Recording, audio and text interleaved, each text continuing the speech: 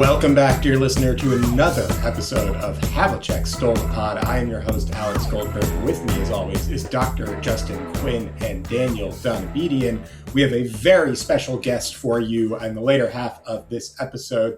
Justin, our very own Dr. Justin Quinn, snagged an interview with the one, the only Derrick White, starting guard for the Boston Celtics, Eastern Conference Defensive Player of the Month, and general fan favorite for Boston folk alike. That is coming to you later in the pod. Daniel and I are going to drop out for that one. It's just going to be JQ and D White, but it's going to be a really good interview. Make sure to stick around because it was really good and got a lot of good stuff. JQ, just initial thoughts on the interview and how it went and what you liked and all that stuff before we get into some quick hitters on the news and then get to the actual interview itself. Well, it was pretty wide-ranging for a fairly short interview. I think it was a little over 10 minutes. They were being very generous with this time, so I tried to squeeze in as much as I could without being a jerk about it. We definitely get a call back to a prior podcast in the conversation, and some of the stuff is a little dated because it was a couple of days before this is going to come out. Long story, but yeah, you should definitely check it out. Cool. Yeah, definitely will. And of course, we also are always fans of the White family generally. Shout out to Richard White, who we've had on before. If Derrick has any other relatives that he wants to bring on, I know some of them are probably still working on the whole speaking thing, given their age, but I'm sure that we'd be able to work something out here and there. Probably sounds Daniel, smarter how than are I you do. doing, man? Yeah. Daniel, what's going on with you, man?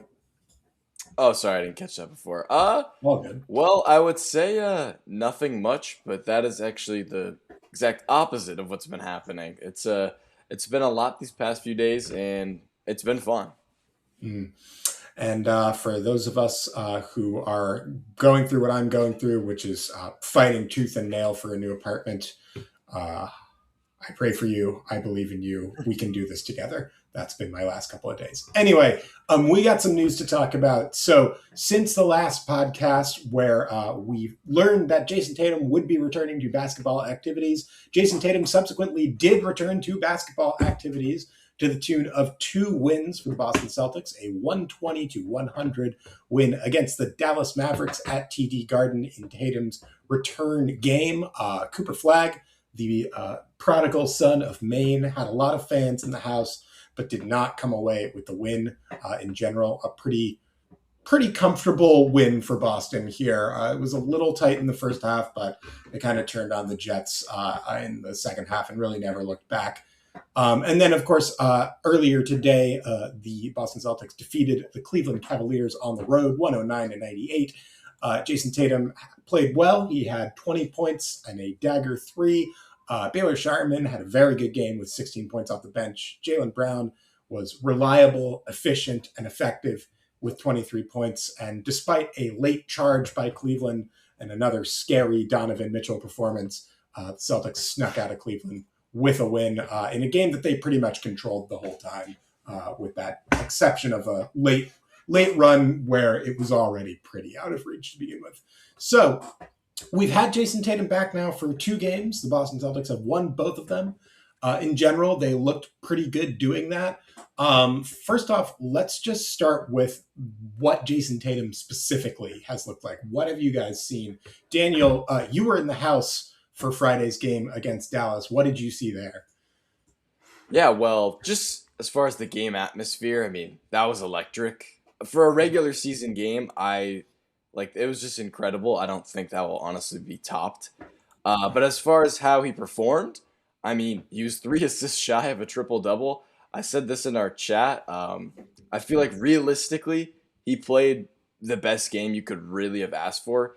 Yeah, you want to see him hit more of those shots, not go 0 for 6 to start. But, I mean, this guy's coming off like an Achilles. We all know this. Like, he's not going to drain every shot. He's not going to be perfectly himself. But he looked pretty good in that start. And then today, we saw it again. He looked even more fluid, and it was in the first half. And strength and conditioning-wise, he looked pretty good in that regard as well. He's staying He's staying with the offense on defense. He's moving well. He's shuffling his feet. He's getting back and forth pretty easily. It doesn't look physically tough for him, which is a good sign. Um, but yeah, just the dagger three today too was a good sign. He called for the ball, no hesitation. He felt confident there, which you want to see as a Celtics fan. And I think Joe has done the right thing so far, kind of throwing him into the fire. He did say he's on a minutes restriction, though. I've heard differing reports about that, but Tatum himself said it after the game today. Yeah. But yeah, he had 27 minutes game one. What was today? I don't know. Close to Probably, that. yeah. Yeah, I think the general sense I'm getting is that the minutes restriction is probably around 30. That seems to be right around what we're looking at. Mhm. But yeah, no, it's interesting that Joe Mazzulla didn't formally designate a minutes restriction in his return game in Dallas, and Tatum then acknowledged that he had one today. To me, it seems kind of like it's a flexible-ish minutes restriction. Like in general, Yeah. they're going to try and keep it under 30, but that Joe might have a little bit more wiggle room depending on game flow. Does that seem fair, reasonable? Pretty much. Yeah, and they were like smacking the Mavs late in the second half, and Tatum was still in the game. So that showed me like, yeah, they're gonna put him out there. They're not being too uptight about this. They're not like yanking him out as soon as they get a comfortable lead, which I think is a good sign because obviously they trust his body. He trusts the rehab work he's put in, and so far so good from what I saw. Yeah, JQ, additional thoughts on either the Dallas game or today's game versus Cleveland? Just in general, his burst, and his athleticism still look like they need a little bit more work. He still looks like he needs his conditioning to be a little bit better. But I mean, if you want that to happen with the way they're playing him, I think is a good way to make that happen. So, no real complaints. Pretty loud miss dunk in that first game as far as the Yeah, conditioning part. Um, Jayson Tatum, for the most part, attributed his first half shooting slump in Dallas, or against Dallas rather, to nerves, which is completely understandable. You're going to be out of rhythm for your first game back in a while. But I have to say, what I saw in those two games, um, fluidity of movement looked really good. He was making the right reads. He was making good decisions. It seems like the IQ stuff is, I mean, obviously that wouldn't have been affected by a torn Achilles, but in general, he's still making the right reads on the court. And it seems like he trusts his legs to be able to make those reads for the most part. Um, I did notice he was getting a little bit winded towards the end of that first Dallas game. And I do think to both of your point, the conditioning is, there's just kind of no way to replicate what you need to have for NBA level conditioning outside of playing a bunch of games of NBA basketball. So it's probably going to be a couple of weeks before we see Jayson Tatum ready to go for like, a 35, 37-minute type of game. That feels like it's not going to be happening anytime in the immediate future. But this team is pretty well equipped to handle that with the dearth of wing depth that they have. For all of the supposed concerns about some of the Celtics roster building this offseason, the one thing that they can credibly say is they have 6 playable good wing players from top down. And so the idea that like Jayson Tatum can kind of take his time playing his way into shape to some degree rings true with just the way that this roster is built, at least. And, to that point, Baylor Shireman coming off the bench, 16 points, very good defense, hustle, rebounds. Jordan Walsh seems like the odd man out when it comes to the rotation as far as the wings are concerned, but we've seen Jordan Walsh have good games for this team. Ugo Gonzalez providing, hustle, defense, energy. Jaylen Brown is a metronome. He just gets it done every single game, it seems like, no matter what. Jaylen Brown is finding ways to contribute and at a high level. So I do think they're going to have the opportunity to mostly adhere to that minutes restriction while Tatum builds up his leg strength and his conditioning. But the signs that we saw are very encouraging. The shooting will come and go. Frankly, Jayson Tatum as a shooter has always been a little hit or miss when he was injured or not injured. So this is not all that different from the Jayson Tatum that we already know. But the thing that really jumped out to me, particularly this game, is defensively, he feels like he's fitting right back into what the Celtics have been running. And the size and length and lateral movement I mean, we could see it in this game. Like James Harden, Jalen Tyson, Evan Mobley, they were all having trouble with Jayson Tatum, particularly as a rotation defender and a help defender in this scheme. And I think that's perhaps the most interesting positive contribution that I've noticed. Obviously, Jayson Tatum can be a great scorer, a great playmaker, and a great rebounder.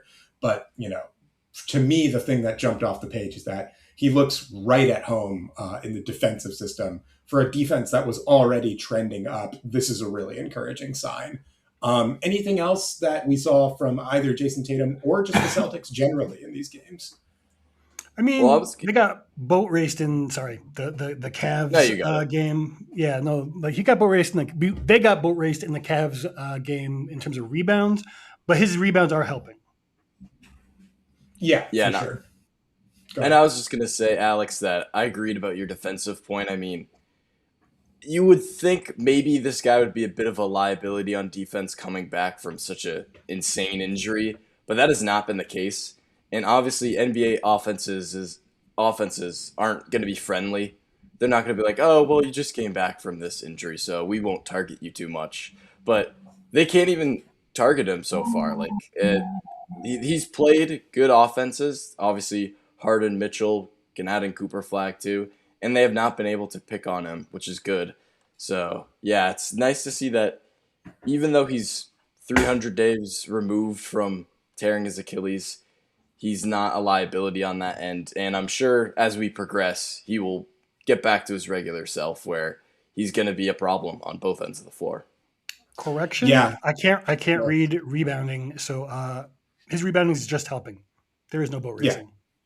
Yeah, no, his rebounding was very good, and it's just consistently been a big part of his game, and it's encouraging to see that he, is getting right back into being a high level rebounder. In general, this team's rebounding has really corrected itself from its early season woes. You see, Gonzalez and Baylor in particular are contributing a lot on that end, and it seems like they're kind of getting back to what they have been these past 2 years, where while it is definitely good to have Neemias Queta, gobbling up boards, where the Celtics really get advantages in rebounding is their guard and wing play is outstanding on that end. Like everybody crashes for this team, which is cool to watch. So Baylor Sharman did go to the bench, but seems like he's still going to get plenty of burn and has been effective in doing so. Was very effective today against the Cavs. Jordan Walsh is the odd man out. We haven't seen him for the last 2 games. Maybe we'll see him again, but for now it seems like he's going to be the one who's probably losing the most minutes. In terms of other rotation notes, Peyton Pritchard is now pretty firmly entrenched as the 6th man for this team, and seems like he's trending towards, kind of being back to where he was after a tough stretch in the past few games, both readjusting to that role and dealing with some kind of nagging minor injury stuff. Other rotation notes, of course, it should be noted that Nikola Vucevic broke his finger in the Dallas Mavericks game. He's going to be reevaluated in 3 to 4 weeks, but will not be playing. So welcome back to the rotation, Luka Garza, who was playing quite well, I think, today in Cleveland. A couple of moments where Donovan Mitchell burned him in the half court, but Donovan Mitchell burns a lot of people in the half court. So I don't know that we can necessarily fault poor Luka too much for that. But the 3-point shooting was good. The rebounding was good. Hustle stuff. Luka Garza brings all of that. I do kind of want to think about, and then we'll get into the next part of the pod. With Jayson Tatum's return, with the way that Joe Mazzulla has used him in the past, and the rebounding and everything like that, knowing that Garza is, Amari Williams seems fine, and I think there's some guys on the buyout market, but I don't necessarily anticipate the Celtics are going to be signing a high minutes big anytime soon. The front court rotation really is, it's Jayson Tatum, it's Neemias Queta, and it's Luka Garza for the foreseeable future until Vucevic comes back. I do wonder how comfortable Joe Mazzulla is going to be playing small lineups that result in Jayson Tatum effectively playing the 5, something that has happened for this team, particularly notably, in the 2024 finals run. Obviously, Al Horford is a center, but Jayson Tatum was doing the work at the 5 spot, so to speak, whereas Al Horford operated more as a kind of like perimeter shooter and high screen guy. So I'm a little intrigued by that, and I wonder, what do you guys think as far as Missoula's plan for the front court and how Jayson Tatum factors into that? I mean, I don't think that there are too many particularly great. Like you basically said it. There's not guys who are going to play out there very likely. So if they're going to invest that spot in a veteran, it seems to me that maybe going the guard route would probably be the safer option, because there's a couple of decent guys out there, including Delano Banton, who they could bring back, that kind of threads the needle between being very tall and also a guard. So Yeah, and I feel like I don't have too much to add on this, but I know Sham said Vucevic was like 3 to 4 weeks, so I do wonder how that will kind of affect his synergy with Tatum, because yeah, by the time he does come back, the playoffs are almost going to be here, Yeah. and Tatum's obviously not going to have really played with him, so I don't know what that will exactly do, and if he'll defer to Kata more. It was kind of funny. Post game, Tatum said like this was his first real year playing with Kata, and I was like, Hmm. well, I mean, I guess I guess he's kind of discounting the prior years, but yeah, the big man is once again another interesting position. But selfishly, I like the Luka Garza minutes a lot. He was awesome against likewise. Dallas. Like Alex said, defensively there are some issues, especially when you go up against guys like Donovan Mitchell. But he just fits the vibe of this team, being scrappy, crashing the boards all the time. How that fares in the playoffs is a little different, but Yeah. hopefully he can kind of carry them over the finish line, because now there's what 18 games left. We're almost Something there. like that. Yeah. I'm just thinking about, because, like, if you go up against like the Pistons or the Knicks, those are teams that all have three very legit, like, center Hmm. level front court rotation players. You're going to need that extra size. I do think, yeah, Vucevic is an interesting case, because obviously, breaking his finger is really not ideal, particularly at this time. To me, it was not necessarily a guarantee that he was going to see a huge amount of playoff burn, Yeah. just with his own defensive limitations. But again, that leaves this Celtics team in a place of being a little shorthanded in that front court position. Now, Joe Mazzulla's system is able to correct for a lot of that.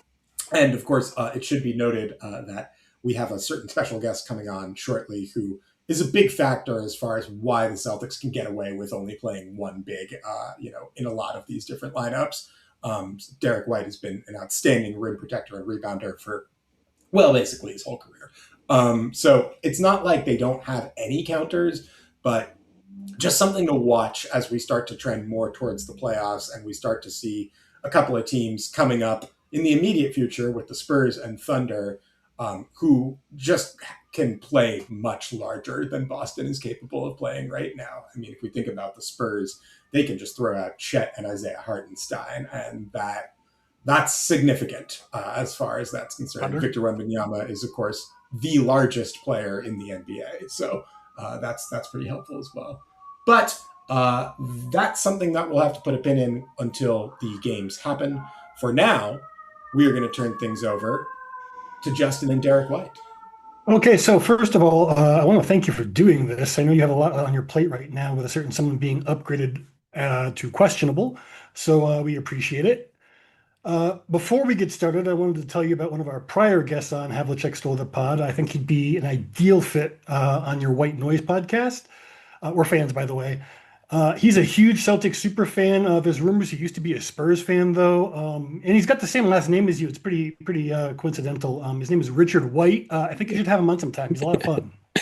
Yeah, we definitely have talked about getting pops on, and yeah, that's my guy. But that's funny. Very cool. So let's dive in. One of the things I wanted to talk to you about is your iconic "Your Cousin from Boston" Sam Adams commercials. How did that come about, and will we be seeing any more of those commercials coming out soon? Yeah, I think the first time I met my cousin, uh, we did that. The Derek goes full Boston, and I think just the city just loved it so much that we've kind of just been running with it ever since. And I was able to do a couple other commercials with him, and the people in Sam Adams is in a great partnership. And so that was I think that was 2 years ago we started that, and now we just keep getting bigger and bigger. I eventually got my own beer, and now this variety pack is coming out, and so it's been great to be and partner with the premier Boston brewing company, and I'm just enjoying it all. Very cool. Tell me more about this partnership thing, because I heard a little bit about it. I hear it involves other Boston sports figures.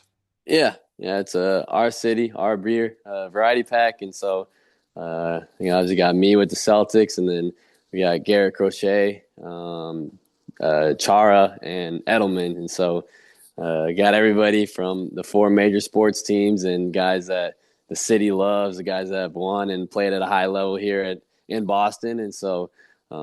It was great to be a part of this variety pack, and it's great to meet those guys and kind of laugh and tell stories. And I think there'll be a commercial coming out soon of all of us together. And so it was great to be a part of it, and I'm excited for Boston to really come out. And we got a launch party coming up soon, and so I know when Boston will come out and support us there. Any merchandise going to be available from it, or no? Yeah. There's gonna be merchandise. You just gotta follow along the Sam Adams page, and I'm sure they'll let you know where to get it. Cool. Any references to the town in this iteration? No, not this one. I think the last one I had was the town related. That was a lot of fun, but this one's not town related. But who knows? Maybe the next one we'll bring it back to the town. Or some other famous Boston movie. Indeed. So this is not your only collaboration across sports. You've thrown pitches for the Red Sox, but when it comes to the Patriots, being a Broncos fan recently resulted in a lost bet. How do you navigate fandom in sports as a pro? Because as a reporter, we're supposed to at least strive to be unbiased, even if we do kind of root for the people we are around a lot. Like, how do you navigate fandom as a pro athlete?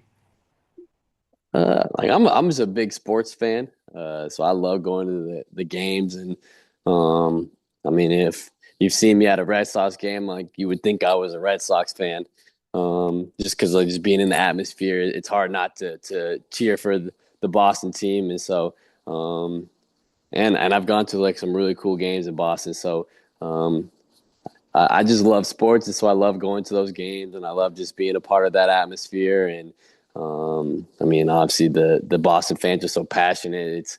It's amazing to be in the crowd and cheering on. So I do enjoy that. It's probably one of my favorite things when I got traded to Boston is that there's other professional sports teams, and going there and supporting and just being part of the crowd. It's a great time.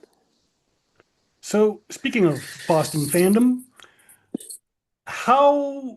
so at the beginning of the season, as I'm sure you know, a lot of us, myself included, I will hand up, admit it, did not think you guys were going to have the kind of season you're having. I mean, it's hard to see that much talent go out of the door and think that this is going to be a contention season for the Celtics. I've heard it cited that the sports culture of the region in general, and specifically the Celtics, played a big part of the role, and how you guys are doing so well. Could you comment on whether you agree with that, what you think about it? What do you mean, the region? Us being not just the region, but specifically the Celtics. It was cited that the culture of winning, the hanging banners, that was a big part of the motivation for y'all for being so successful this season. Is that something that you agree with? Yeah, I think every time you put on this Celtics uniform, you know that the expectation is, and you know what the standard is, and so that was set long ago, and we kind of get the opportunity to uphold that standard. And so, going into the season, there was a lot of unknowns. But I think everybody came to the year ready with an open mind and looking forward to proving people wrong. And it was kind of a different mindset than we've had probably since I've been here, of people kind of doubting us and thinking we weren't going to be very good. And so, you had that mindset, and you have what the standard is as a Boston Celtic, and We come in every day. We try to find different ways to get better, different ways to improve, and like we're not satisfied of anything. We weren't satisfied when we got above 500, and not going to be satisfied here at number 2. And so we got to continue to get better, and we know what the end goal is. So that routine of getting better, I can think back to like Ray Allen, who had like one of the most famously, I don't want to say rigid, but like almost like identical routine in terms of how you approach the game every day. How is yours? Like, how do you personally like schedule your day, structure your practice to reach these goals? Yeah, I think like in the morning, you get up and go to shoot around, kind of figure out the game plan, get some shots up.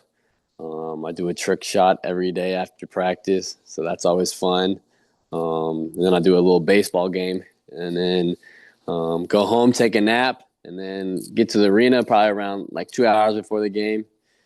Go through like different activation stuff in the weight room, get some treatment on like my feet and whatever it might be, and then go out there and I do the same shooting for the game at 65 on the clock. Just trying to get my mind right, just get some shots up, and then meeting at 33 and we're ready to go. So it's pretty efficient. I think the day kind of goes by smoothly, and I've been doing this type of routine for a while now, so it feels comfortable. Cool. Speaking of routines, y'all's routines are probably going to change at least a little bit, referencing Jayson Tatum being elevated to questionable.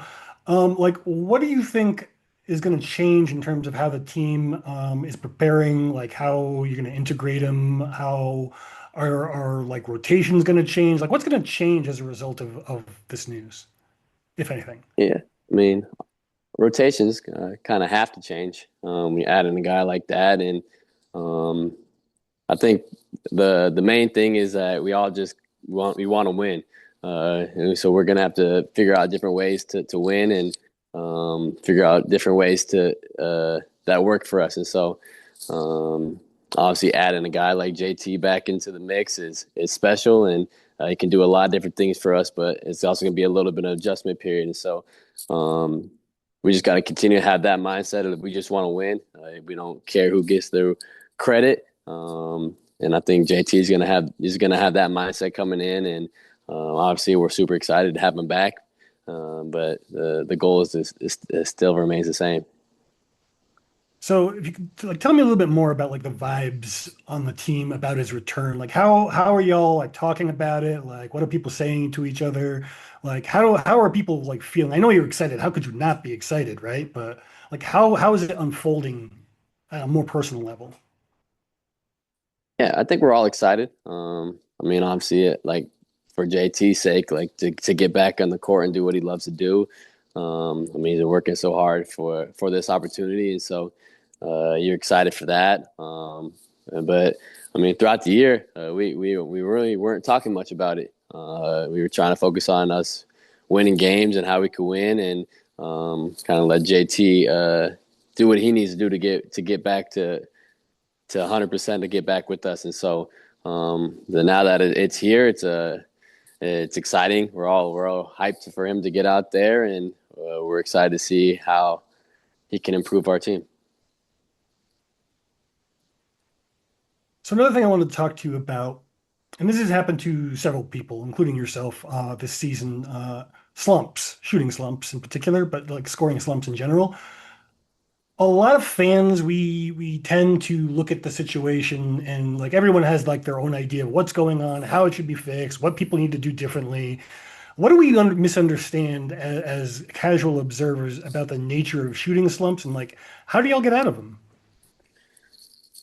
I mean, I don't know. I think like just like the human aspect of like it kind of happens, and then like I mean, for me personally, like then you kind of just starts affecting.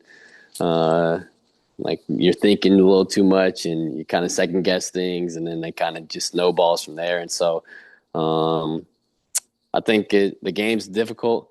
Uh, and then like sometimes you kind of get out of rhythm, or sometimes you have a good shot, you just go in and out. And so there's a lot of different aspects to the game, and I think I've definitely went through a stretch there where I felt like nothing was going in, but just trying to find other ways, especially when you're in those slumps, of other ways to help the team win and try to be a positive out there and not hurt your team just because you're missing shots. And so I think that's just kind of my mindset when I'm going through it, is like, how can I help the team in other ways? And honestly, like, this has been one of my worst shooting seasons, but I think I've been playing really well. So it's kind of a weird dynamic. And then you got to just kind of have that confidence and that keep putting that work in, that you'll get through it. And it'll be the flip side of a slump is much brighter.